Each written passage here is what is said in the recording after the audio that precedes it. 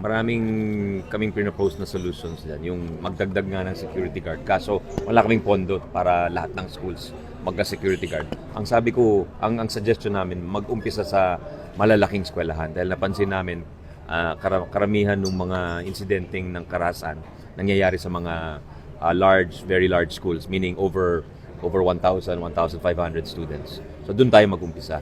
Tapos doon sa mga mas maliit na eskwelahan, pwedeng hingin, sinabi ko na rin kay Sec. John Vic, yung hingin namin tulong ng mga barangay tanod na kahit rumonda sila sa mga eskwelahan para ma-discourage yung mga violent incidents. Tapos yung sa audit namin ng mga eskwelahan, marami rin kulang ng metal detectors kasi yun, importante. Maraming nagdadala ng mga kutsilyo, tsaka ibang kagamitan.